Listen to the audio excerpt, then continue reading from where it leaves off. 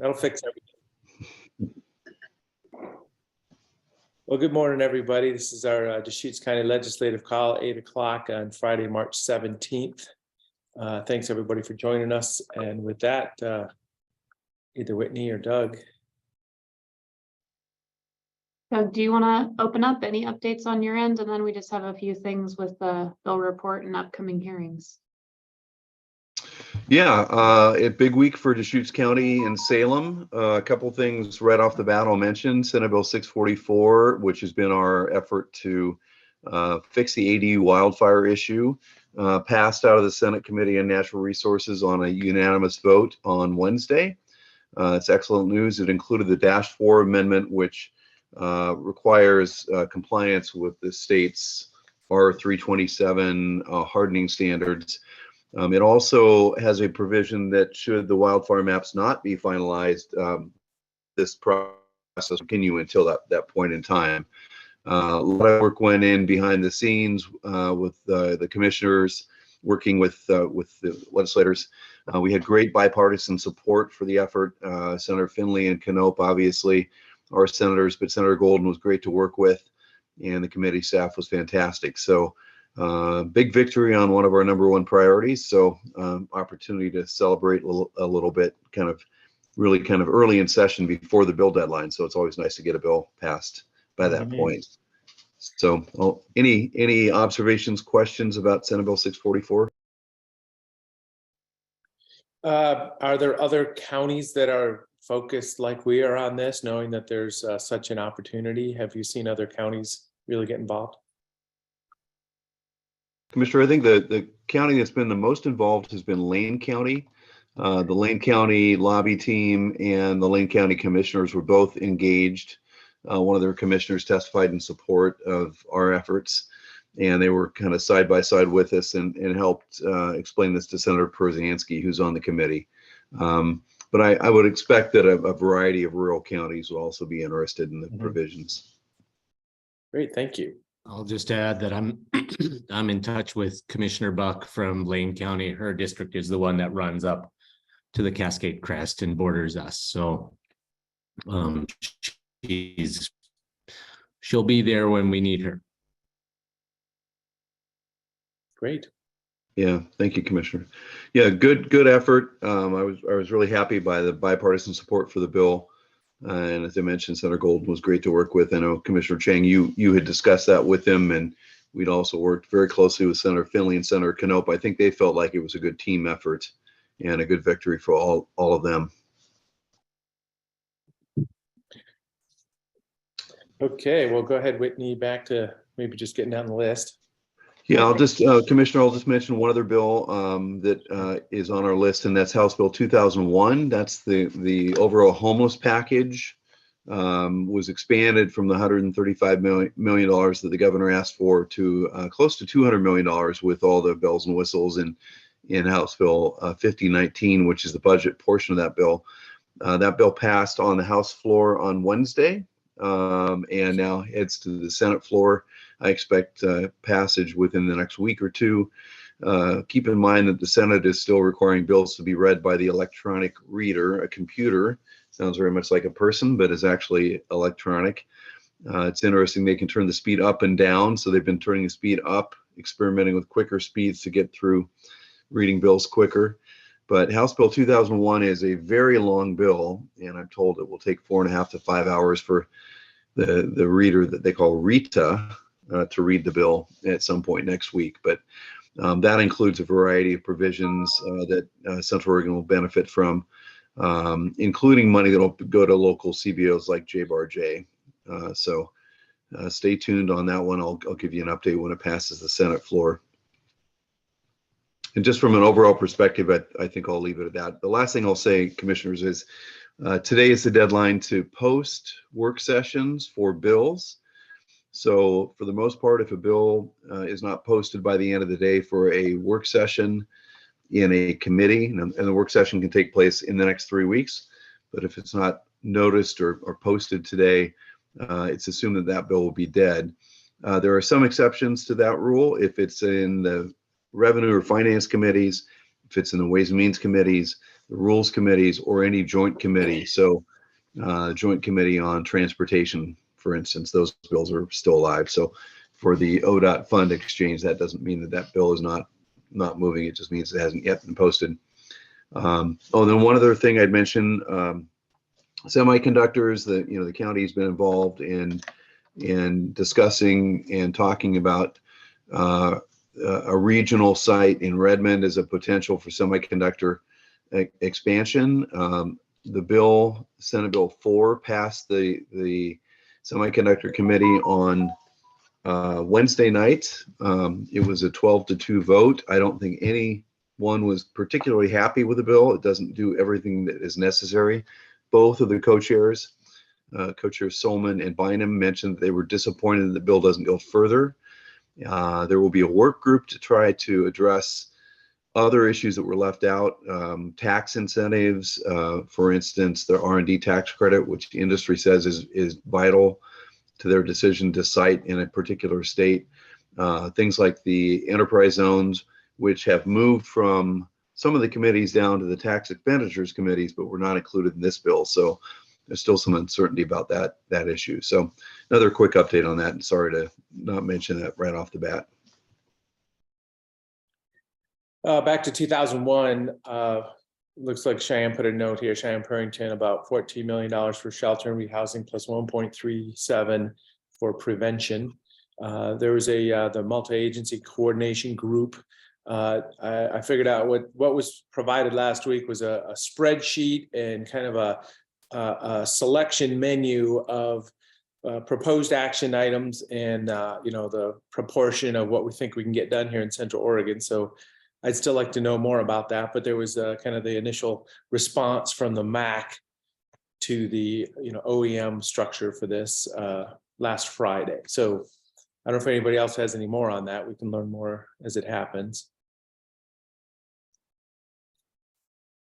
I was going to ask that we have a work session, kind of where we get some more details about the opportunity and what kind of what kind of projects we have in mind coming out of the Central Oregon region, or if we can't do that, then that I be directed to kind of which to the MAC meeting where they're going to do an overview or something like that.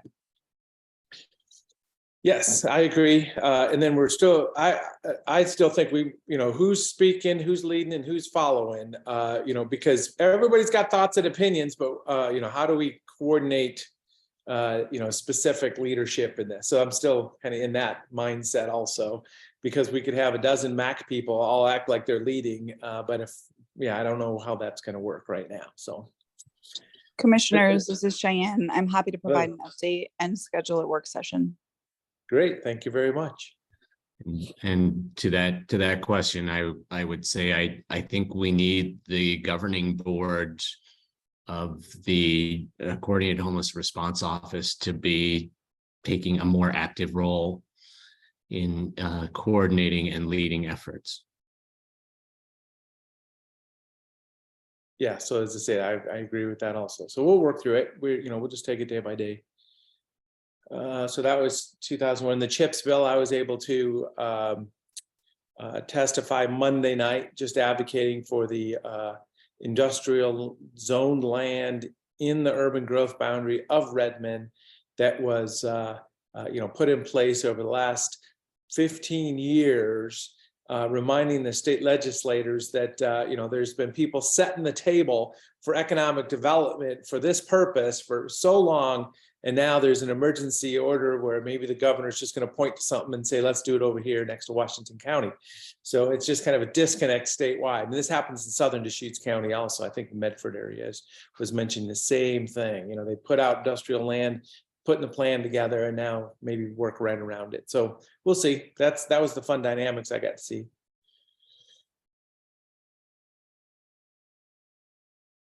So go ahead, Whitney. There's some notes, from Chris Doty here, but if you want to work our way down what we think we're doing here. Okay. Chris, why don't we start with you, Okay. and then we'll get to the report. Thanks. Sorry, I didn't mean to cut in front of anybody. Oh, no. Feel bad. I haven't elevated this to our list yet. But Senate Bill 850 has a hearing on Tuesday with the Senate Labor Committee. Senate Bill 850 requires a workforce agreement anytime you have a project that spends over $750,000 of public funds. And the workforce agreement basically is where the contractor pledges to comply with a certain amount of labor aspects. A certain percentage of the work has to be performed by apprentices. There's just a whole host of other things that that the workforce involved in that project have to, boxes they have to check, so to speak. This is currently a kind of a pilot thing that ODOT through the governor's office is implementing on big projects, and that's probably where it needs to stay, because we're actually anxious about how that's going to work for the $30 million project in Terrebonne, given the fact that there just aren't that many union contractors in our area that have apprenticeship elements and are capable of even qualifying to bid on that project. It may ace out all local contractors. That's a $30 million project. This requires that same level of workforce agreement for projects of $750,000. So anything Lee does in facilities, certainly the smallest of projects we do would fall under this wrapper. I'm involved with the AOC's affiliate group, OASIS, Association of Oregon County Engineers and Surveyors. I've been asked to testify on this bill Tuesday morning in opposition on behalf of AOC and OASIS, providing that kind of local perspective. There's a lot of great things, contained in the bill, motherhood apple pie, with regards to, getting people engaged and trained and the profession built up. But this has some significant concern for anybody delivering public work right now. And I just want to make the board aware of the bill, make them aware of the fact that I've been asked to testify on Tuesday morning. And if there's a tremendous amount of heartburn, I'd love to hear that. Well, let's take a position on it. For discussion, I'm absolutely supportive of getting the next generation into the employment queue, credentialed, up to speed, experience. So there's some, just like you say, there's a lot of great things that we can be doing. The more we build, the more people get experience. But I've always, hesitated in putting requirements in that kind of tilt the field to, different ways people get employed. I don't know what else to say there, but looks like Doug may have a statement. Raised hand, Doug. Yeah, not really a statement, just a couple observations. It's interesting if you attended the hearing and watched parts of it afterwards. And if you look at the submitted testimony, it includes opposition from AOC, many individual counties, many individual cities. And as Chris pointed out, some of the testimony really focused on the inability of this provision to be workable in rural areas, the lack of union contractors for certain professions in certain areas just doesn't exist in parts of the state.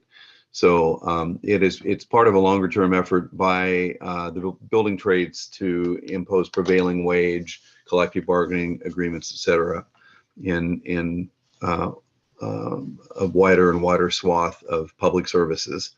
But there are probably 45 written submissions of testimony in the record on this bill. So commissioners, any thoughts? Please.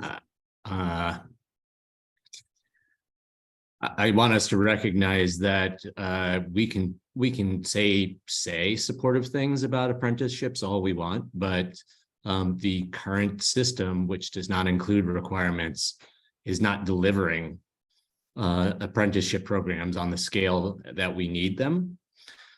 So I heard everything that Chris said, and it sounds like this is this bill is not quite right, but I would like us to be showing up in these discussions and not just saying no, but saying we are in alignment with the goals of this policy, but we have some concerns about the approach, and here's some alternate suggestions. rather than just saying no, saying we're with you in intent and we think that there's a better way of doing it. Because that invites further engagement and further improvement rather than just putting up your fists and getting ready to fight. Commissioner Dare.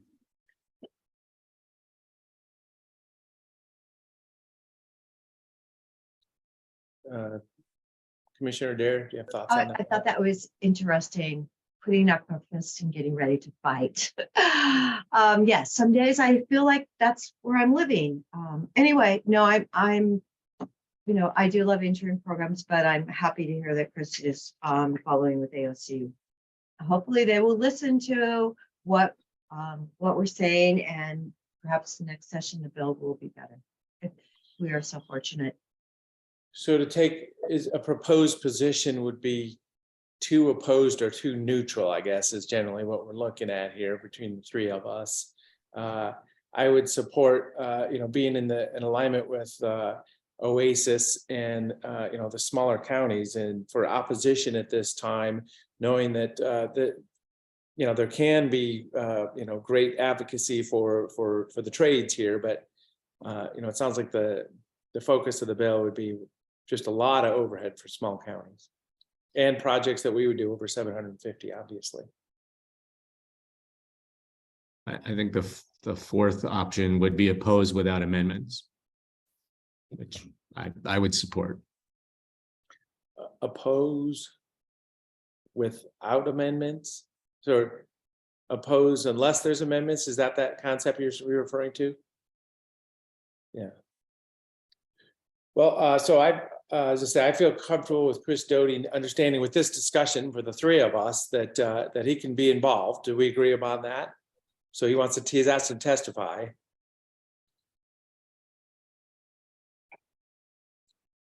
Yeah, Commissioner Dare, Commissioner Chang, just making sure.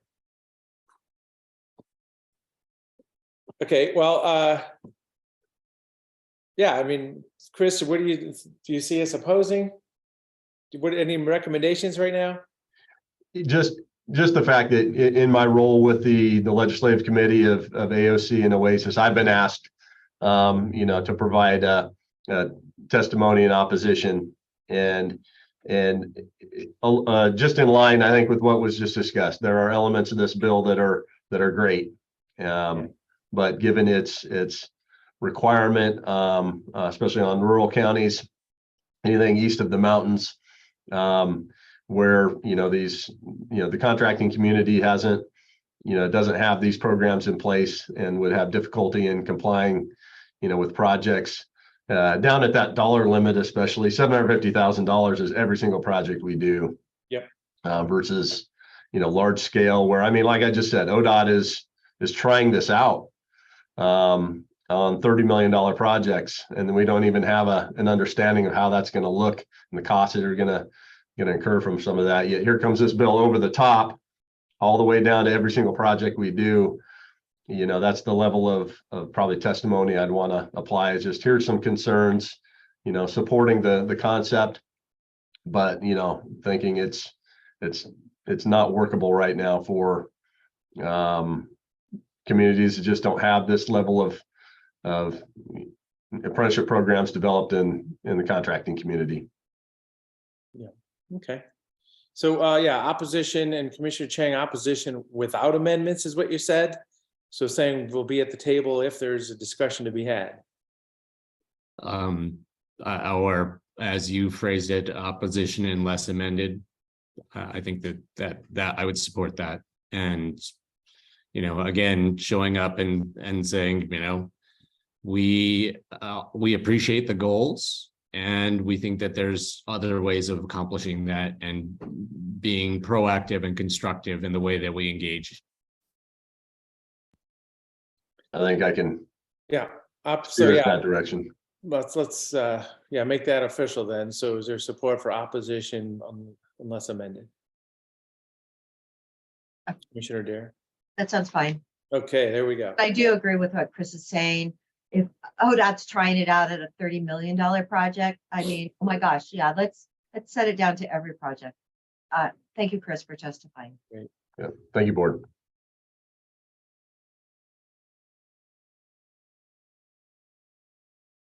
Go ahead, Whitney. Okay, is the Commissioner DeBonne okay to move on? Yes.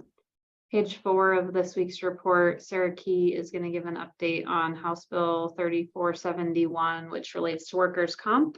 Sarah, I'll let you introduce this. This is still in draft suggested priority and position from risk management. Morning, everybody. Thank you, Whitney. So this bill is exclusively related to employment releases as part of a settlement for workers' compensation claims. Currently, our practice is only to settle workers' compensation claims with former employees. And part of those settlements have traditionally included a release of all future claims, including claims to future employment. I mark the priority for this a level 2 watch. I really do not think, especially after hearing from Doug this morning, that it probably will not go very far, that further than what it is. But to lose this option of requiring a release of all claims, including future employment, just opens the county up to ongoing exposure from former employees with work-related injuries. Settlements are an amazing tool to resolve workers' compensation claims in very, very limited situations in a more economical way. Great. Well, thank you very much for introducing that to us. I support that position to watch. As I say, this is that time where things either get traction or start to fade away, but it's good to understand that's out there. Commissioners, any support for that at this time or other discussion? Yes, support what you do, your To position. watch. Yeah, just to watch. That sounds good. Thank you, Sarah, though, for letting us know. Thank you. Have a great day, Some things everybody. Never end, do they? No, they don't. No, they'll just hang on. Thanks, Patty. And you're Okay, in the same Commissioner Chang's agreement? Okay, thank you. thanks, Sarah. Thank you. Moving to page 15, public health. Tom, do you want to speak to the potential letter of support for House Bill 3090? Sure. So House Bill 3090, which is a priority to support bill with the commissioners. That's the flavored vaping ban bill, which is something they've been trying to push through for quite a few years now. Scheduled for a public hearing on March 21st. And I have a draft letter of testimony, which I'd like to submit, and was going to ask if you would like that to come from the commissioners, or if you would like it to come from our Public Health Advisory Board, and just what best method you would prefer. And Whitney has a copy of the bill. Yeah, so I've never been too excited about, specific tobacco bills. It looks like this maybe has some good content about flavor, the definition of inhalant delivery systems, and so there may be real good content here, at least defining terms, because that's what ends up happening. And some of the retailers are like, well, nobody told me I couldn't do this. So I'm not, I'm kind of interested in this, but I don't know, does this go too far to say, okay, well, we've determined that. The thing is, flavored vaping products are what kids use. So that's the main goal, is to get these products away from kids. And just overwhelmingly, that's what kids use when they vape. Yep, understood. And Tom, I'm completely in support of supporting this bill. So thank you. Thank you. Our poor kids. And then Commissioner Chang. Yeah, I'd like to come from the Board of Commissioners. Okay. All right, Okay. I'll work with Whitney to get that put together on it. Commissioner's template. I have a couple other updates. Sure. House Bill 2574, which requires hospitals to keep HIV post-exposure medications on hand to prevent healthcare workers from accidental exposure. They had a work session on March 13th and unanimously passed and was referred to the Joint Committee on Ways and Means. So that bill that we have a priority to support is moving along well. House Bill 2773, which increases recruitment and retention for local public health officials. That also had a work session on March 14th and was also passed almost unanimously and referred to Joint Committee on Ways and Means. So that workforce bill is moving along really well.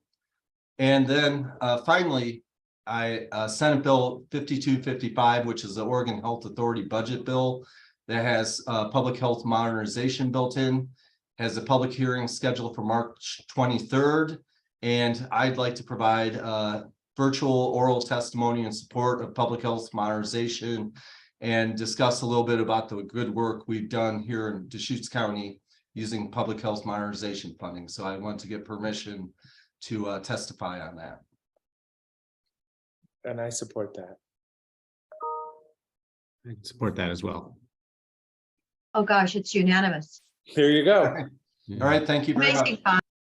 Well, while we've got Tom in the center of the screen and are talking about public health things, I wanted to circle back on the discussion about there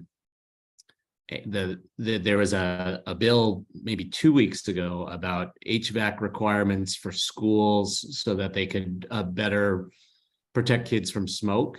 And I learned, Sarah Worthington did a lot of the work to track down information about the funds that were provided through Senate Bill 762 in the last session for industrial air scrubbers and HEPA filters. And so we found out that that was tied to Senate Bill 762 and that there is no additional funding for more industrial air scrubbers and HEPA filters in the governor's recommended budget. So I don't know whether there is a specific bill or a Ways and Means Committee where we could plug in on that. But the three industrial air scrubbers that we have in the region and the few hundred HEPA filters that were provided for the region were put to very good use last year during the Cedar Creek fire and other events. And I would like us to track down where we can advocate for additional funding for more air scrubbers and more HEPA filters. And honestly, they from what I'm hearing, they need to do a better job of kind of training individual homeowners or residents on how the individual HEPA filters work and kind of when you need to replace filters and getting them replaced filters and replacement filters and stuff like that. So who's that an ask to Doug or are you offering Sarah to want to do more work or what?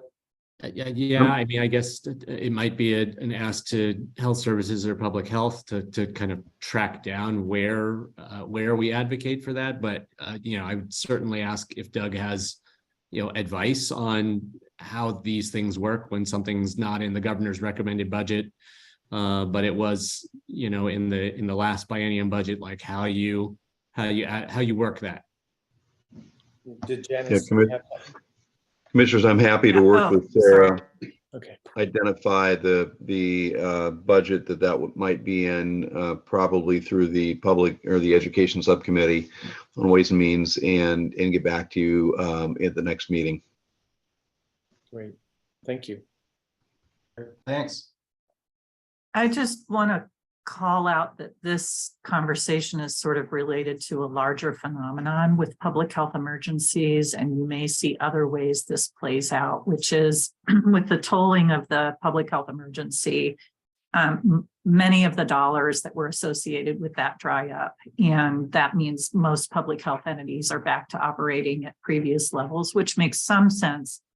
But often some of the costs that have been taken on or the additional preventative measures that are expected from public health entities and other entities that are having to respond to preparing for these kinds of emergencies don't necessarily go away.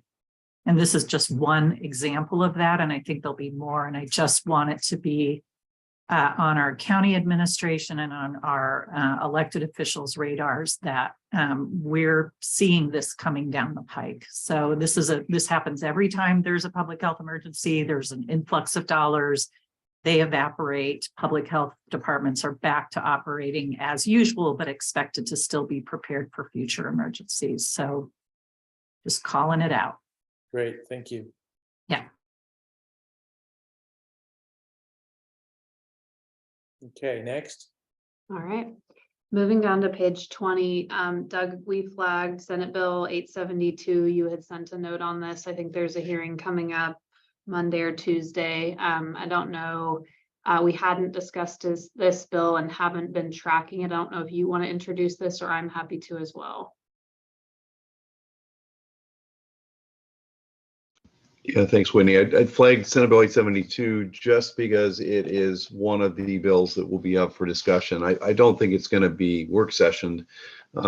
This provides direction to ODF to work with partners on wildfire reduction strategies, which is an issue that I know we've discussed with the commission and the staff over the last few months. So just flagged it as a bill to keep an eye on. It has not yet been scheduled for a work session. It's got a public hearing on Monday.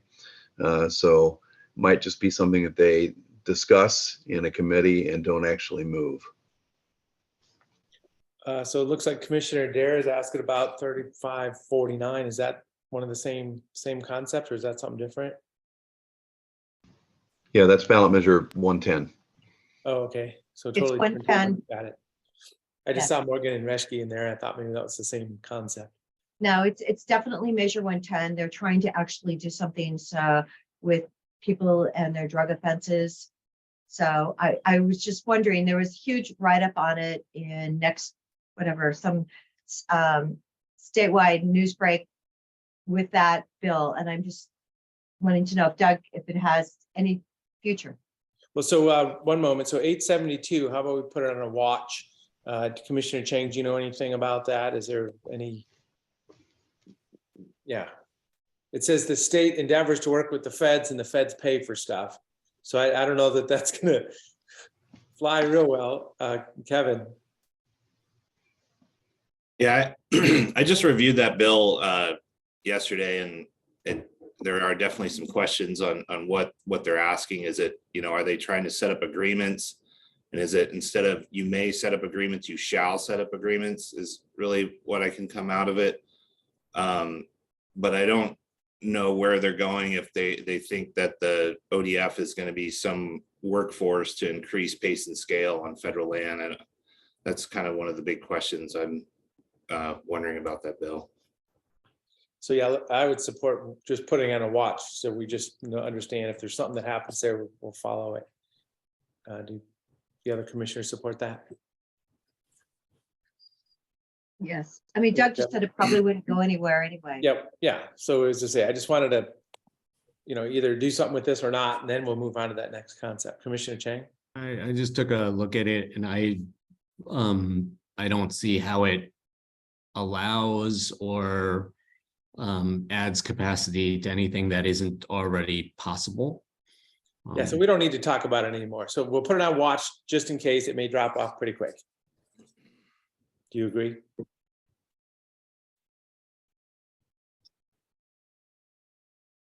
Yes? Sorry. Yeah, okay. I didn't have your video up at the time we did that. Okay, so then Commissioner Dare, 3549. Well, I just heard from Doug that he said it probably wouldn't have any backing. Well, do we want to put it just on a watch list, just so maybe next week we'll follow up on it, just in case? That was Just same thing. We'll just to put a name, a number to it, and then see if it drops off or whatever.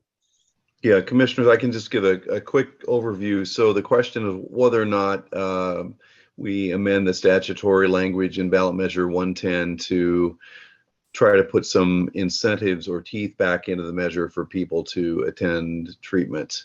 The turnout for treatment has been very low. So I've been sitting in on the weekly ballot measure 110 work group meetings that Representative Rob Noce, the chair of the health committee, has been holding. They're every Thursday morning from 8 to 9:30.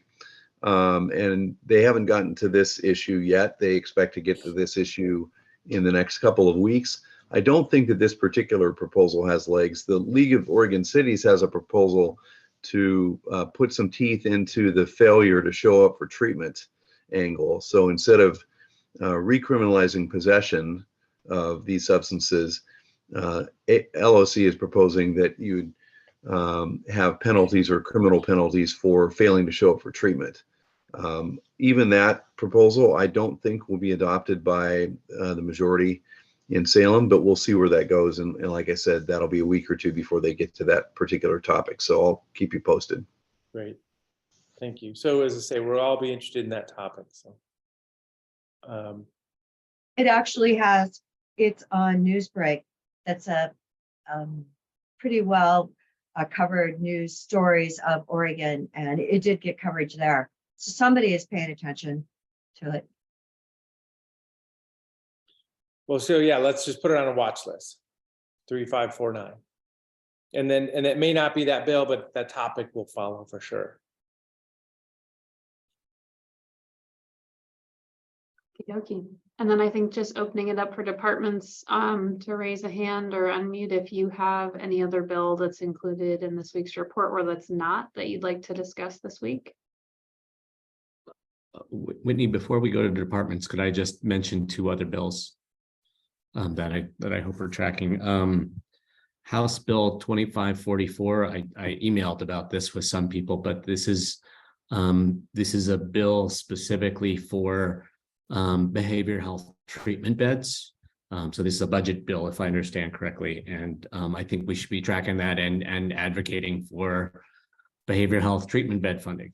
And then HB 3126 is a bill to establish at least 3 regional centers for pediatric mental health crisis units and resource centers. This actually lines up really well with some things that St. Charles Hospital has already been thinking about. We have the opportunity to sort of position ourselves by supporting this bill and, plugging for the funding for it when it gets to ways and, the appropriate Ways and Means Committee. We have the opportunity to position ourselves to become one of these regional centers, which would include dollars both for capital construction and for operation of such a unit. And Janice was at this discussion, so she could refine my very coarse description. I don't want to get in the ahead of the queue. I saw a couple of other hands go up, so. Is that a bill number specifically? Did you say to 3126? 3126. Okay, so let's pull it up by that. And then, yeah, Doug and Whitney. I was just looking for clarification on the bill number, so Good, if that's all okay. I needed. Thank you. Good. Thoughts, Doug? Yeah, I think it's a good idea to put this on the list, keep an eye on it and support it. It is a piece of a much larger puzzle on trying to deal with youth with super high acuity. The problem in this state is that over the last 15 years, we've underfunded, high-level subacute psychiatric treatment residential programs. There used to be 9 programs for youth, including programs specifically for girls. All the girls programs have gone away. There are no more girls programs left. And we're down to 4 programs that deal with the level 3 and 4 level of acuity for youth. And so what this has meant is that there is no place for them. And that's a result of underfunding the rates that we paid nonprofits. So, as recently as 2019, we were paying nonprofits $10.40 and $12.60 as the reimbursed rate for master's level clinicians to work at these nonprofits that took on this very difficult task. And the other problem is regulations. The regulatory regime that the legislature has specifically created for this population is just out of control. I mean, you get a 79-page contract with 43 monthly deliverables, you know, to and then a low rate. So it's driven providers out of the sector, and so these kids are ending up at St. Charles in emergency rooms, chemically restrained. They're ending up in hotels. For many years, they were ending up out of state. It's a terrible, tragic situation, and the state has really botched this entire system. So that's sorry for the long-winded explanation, but I've had quite a bit of work on this over the years. So 3126 is a Robin Henderson generated idea. You might remember Robin was at St. Charles for many years. She's now with Providence. She's come up with this idea. I think it's an excellent idea. I would urge that there's another bill that I think is a partner bill. That's House Bill 3009, which is actually one of my bills for the Oregon Alliance for Safe Kids and Healthy Families, and that is creating the system at the community level to address the needs of these youth when they get out of the ERs and you bring them back into the community. Because right now, as I said, there is no capacity. There are only those 4 programs left. The programs are Jasper Mountain, the Children's Farm Home in Salem, Looking Glass, and I think Janus in Portland. And so we really need to rebuild the capacity at the community level, and 3009 and some of the budget requests are opportunities to do it. But, you know, from a county perspective, if you don't provide effective services to these youth, they end up impacting all county services, not just as youth, but as adults. They end up back on the streets as homeless youth. Homeless youth end up as homeless adults. They end up impacting the justice system, the law enforcement system, the healthcare system, the behavioral healthcare system. So it's an awful lot more efficient, you mentioned, to deal with this when they're kids, when kids are resilient, than waiting until they're adults and having not provided services. So again, sorry for the long-winded soapbox, but this is something that I feel strongly about, and I think it's a great bill to flag. Well, let's acknowledge your expertise and motivation in this area. We all care. We all want good things to happen. It's truly legislative choices about who's funding what. So yeah, let's optimize what we can do. So yeah, thanks for bringing that up, Janice.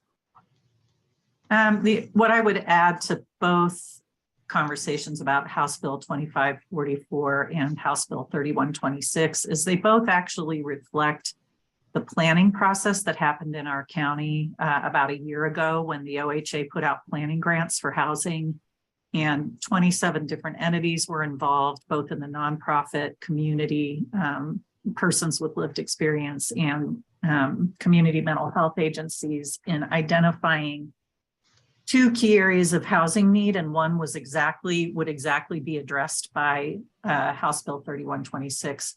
And the other, of course, was the need for additional secure residential treatment facility beds. We weren't able to achieve that, and the House bill that provides some additional resources for residential treatment for adults may help us get further down the path again towards secure placements for adults. So they were 2 critical needs identified by our community, just calling that out. And then the last piece is thank you for letting me testify on the 2463. I think I have the number right. I don't have it right in front of me, but that was the administrative burden bill. It's got a work session, it got a friendly hearing, and this administrative burden is what Doug's referring to, that is literally just killing the effort to provide services. So I appreciate the support for that, and I think it's going to move forward. Great. Okay, well, yeah, so this is that, point in the session where the things that get through, we can start getting real focused. And this is an area, it sounds like there's all kinds of activity that'll mature here as the session goes on. So Commissioner Chang, thanks for bringing that up. Did you have another bill, or? That was the concept. Okay, thank you. Whitney? And just a quick follow-up there, would we like to add both of those bills to the reporting? And if so, could we ask for clarity on the board's potential priority and position, or alternatively, we can add them to next week's report and you can continue your discussion at that point in time? Yeah, let's add them. And it sounds like we're generally going to be supportive, but maybe wait till next week to officially kind of look at the words of the bills and make sure we know what we're doing here. I would definitely like to add Doug's bill, House Bill 3009. Doug, you should have told us about that bill. So, please add that one too. Okay, I'm gonna, Commissioner Chang, go ahead. Yeah, and I'd like us to consider assigning priority 1 to those bills. Oh, okay. Well, yeah, so let's talk about that next week, once we see them in the list and in the words of their text. Okay, so we'll plan to add them as draft, not reviewed priority 1s for your discussion next week. Mhm. Perfect. Unless departments have anything else or commissioners, that's all that I have for this week. Kevin looks like he has something. Yeah, just real quick, I was curious if Doug or the commissioners knew the status of House Bill 3142.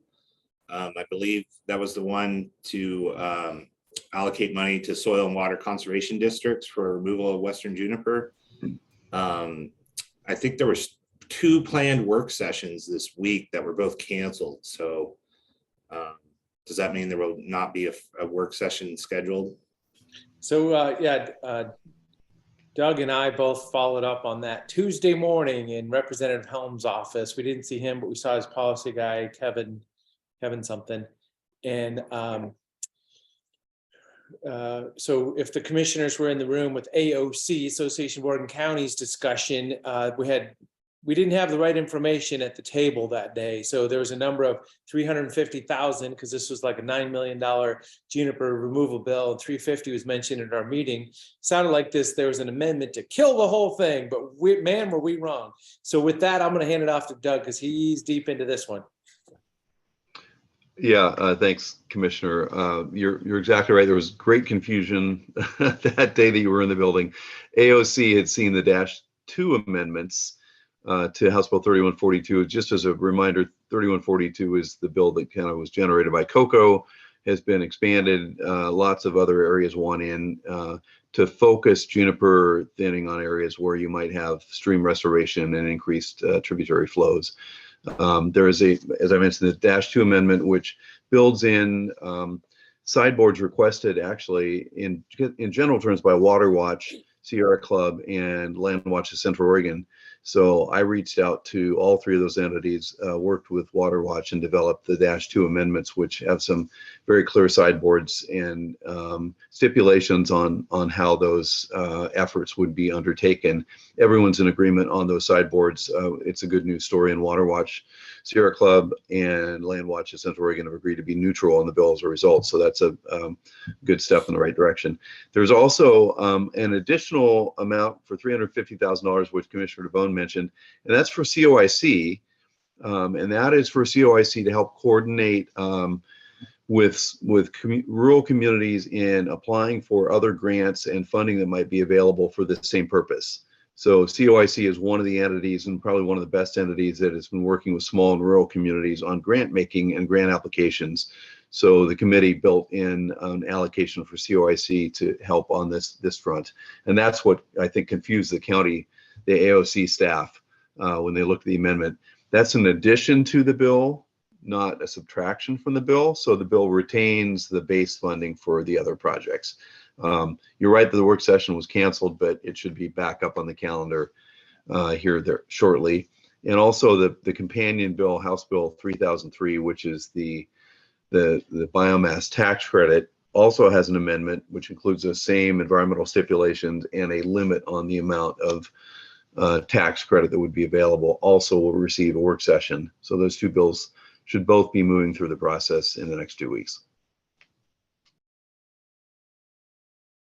Doug, the tax credit bill, did they broaden that to other renewable energy applications besides power generation? I think that was in the submitted amendment that Prineville submitted, but let me double check on that. Thermal was the issue that I think that they were working on. Should be in there. Let me double check on that, yeah. Great. So yeah, I think we may be funded to do some juniper work. We'll see where it goes from here during the legislative session. Anything else today? Yeah, Jen reminded me she has an update, which is slightly related, but more, we're bringing it to the board for your feedback due to timing of an upcoming deadline for the wolf depredation compensation funding from the state. So Jen, I'll turn it over to you for that update for the board. Great. Thanks, Whitney. Good morning, commissioners. So this week I received a phone call from ODA, Oregon Department of Agriculture, letting us know that the deadline to apply for this year's grant funding for the Wolf Depredation Committee is actually on Sunday, so in 3 days from now. So the only funding available for us as a committee at this juncture would be for preventative measures, things like education materials, flaggery, that sort of thing. Depredation funding is retroactive. So if we had depredation brought to us this year, then we would apply for it next year. So typically speaking, we, and I gathered this information from talking to Wheeler County, Crook County, and some experts at ODA. As you establish the committee, they start meeting, set priorities, and then request funding. We're just on the cusp of being able to do that. So we have two options here: is we can go forward with establishing our committee, but not requesting funding from the state, therefore not needing to meet this deadline. We could still have our quarterly meetings, bring in some informational speakers, get up to date, and then set priorities to request funding for next year. Or I did speak extensively with Wheeler County on some options for requesting funding now, and then submitting who our committee members are going in the future, but they're willing to accept our application if we want to request specific grant funding now before we've established the committee. So hopefully that was clear enough. We have two paths forward: going ahead, establishing our wolf committee without requesting preventative grant funding for this year, or requesting specific grant funding for this year that we would establish right now, and then establishing our committee. So right now, meaning right now in the next 5 minutes. Yeah. So so I know we're working through the process of just selecting people that applied to be on this committee, and then move it forward. So any thoughts, Commissioner Chang, Commissioner Dare? Jen, are there like generic prevention type components that we could be seeking funding for right now? So what Wheeler County did in their first year was they requested funding for things like brochures or PSAs. And I think getting a lot of that information, we could do that in-house versus needing funding for it. However, we could request, a nominal amount, $1,000, $1,500, $2,000 for these activities. And then if we don't use them, we can put it to something else. So what Wheeler County does establish, if they don't use all their funding, then they'll go down to, the feed and farm store and buy some flaggery and use that to give out to people. But so there are some things we could use for educational materials, but I believe that the way Deschutes County is set up and with our resources, we could provide most of those resources or those materials in-house. And after you add up the writing the application and administering the grant and writing the report at the end, I mean, is it even worth it to apply for $1,000? I mean, do you have a feel for that? Is this a kind of like, how administratively cumbersome is this process? To submit the grant application, I mean, I could probably put it together within an hour or two today to get it going forward based on that information I heard from Wheeler County. She provided a lot of information for me. The other thing that in all these conversations is that I get a lot of background information on kind of who subject matter experts that we can bring into our meetings in this next year, into our quarterly meetings, to really educate the committee and the committee members on kind of this complicated process. And then they could be in a really good position for where they want to move forward next year. And that would, bringing in these experts wouldn't cost, is not something we would need to budget for. So I don't see any downside into putting the simple paperwork together, asking for a couple $1,000s, knowing that that'll just be a little bit of a starting fund. As soon as people are seated, they'll understand that there's small resources to start with. And that is what we're talking about. Either, these advocacy resources, education and training, and knowledge, and then the depredation funds going backwards. So, I mean, I support doing something to ask for minimal amount of money just to have a starting point. I'd support that as long as it's actually worth it to do, because there is the application development, and then if there's a lot of financial tracking and reporting at the end for $1,000, I would be concerned it's not even worth it. Commissioner Dare, any thoughts? I just wanted to know who's going to buy me a really strong, powerful flashlight when I walk from my house to my barn, because the wolves have been out in my neighborhood. So, yeah, I don't know if it's worth it at this moment in time to get that funding, honestly. I think it's debatable. So I would say don't do it, but next time maybe we'll have more time to discuss it. Okay, well, and yeah, so that's fine. Let's not do it right now then. I don't need to add to it. So, but we will get the committee coordinated, and we will have active, engaged people meeting quarterly on this subject. Commissioner. And I put in the chat House Bill 3087. It was a committee that AOC did not discuss the other day. I don't know if that committee if that is going to be going forward or not, but it has to do with elk damage. And I had just run into a couple of my neighbors that have elk. And then last night when I was at Sun River, the elk were on the golf course. So anyhow, the elk are out in Deschutes County in huge numbers, and the damage, it was, Baker Grant, Morrow, Umatilla, Union, and Wallowa. Well, I had just seen my neighbors and they go like, oh my God, they're magnificent, but they are destroying, they just go through everything. So they're definitely right by my house, just like they haven't been there yet. And Commissioner, is that a bill that you'd like us to track in the report each week? Well, so that's 3087. Let's put it in there for discussion next week, just like the other one, so we understand what it is. Thank you. Elk damage. Okay, so just to wrap up, we're gonna go forward with forming our wolf committee. However, we're not gonna submit an application for grant funding, correct? Yes, that's where we're at. Okay, and then I'll just plug, since you're all here, if you could give me your reviews of those applications by end of day today, that would be great. Then we can move forward. Thank you. Is there like a worksheets spreadsheet with all the names on it? Because I was going through all the names. Do you have I can send one out. Yeah, so just a list of the names, because then I can use it as a worksheet. Perfect. I'll send that out in the next few minutes. Thank you. Yep. Okay, 8:58. Anything else? I'll just say that. Go ahead.